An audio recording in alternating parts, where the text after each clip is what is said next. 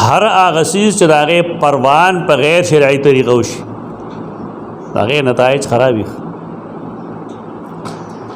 شریعت باندې اضافه کول جایز نه وي. د ښځې پرده کم ځای نه وي. قرآن او حدیث وایي قرآن او حدیث نه لږ راکوز چې احناف څه وایي آیا د ښځې لیچې دا عورت دی؟ آیا د ښځې خپې عورت دی؟ ګیټو نه ښکته دا دستانه او د جرابو کم توک دی په ګرمۍ کې ته احتیاط وایي که دا شرع جوړول دی جایز نه دی. بیا دا پردې احکام چې ته وګورې د احنافو په نظر کې نو یو ګوره یو اجنبي سره د یو زنانه تنهایی ده او حرام ده، یا یو اجنبي سره د یو چت لاندې شپه تېرول دا حرام ده.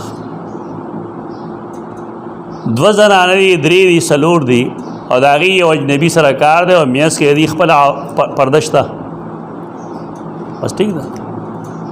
خو آیا یو داسې پرده چې هغه د خپلوانو نه وي څه به د خاوند اقارب وي که نه نو آیا د دې پرده دا جانب په شان ده؟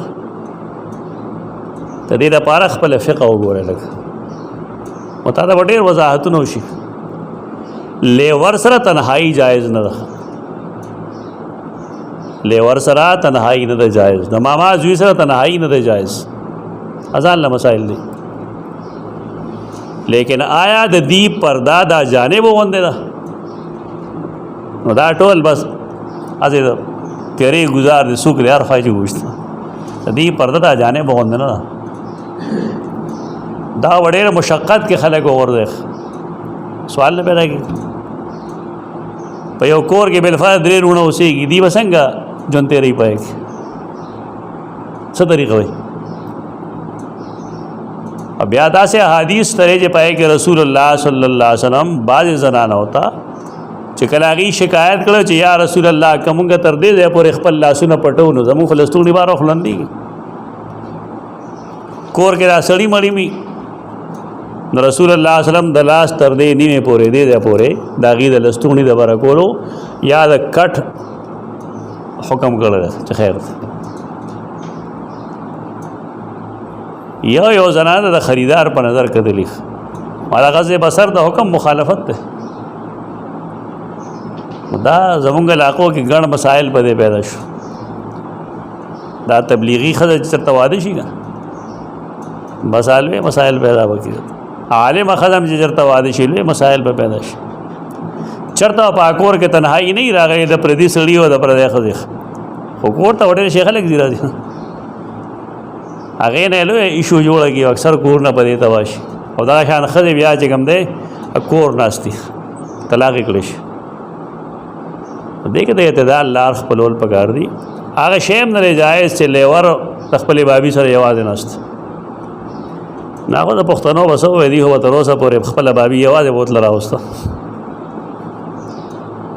پښتنو کې دا مرض خو شته اوس هم پکې شته. بعضې خلک خپلې ښځې سره په خپله نه ځي ورور ته حواله کړي.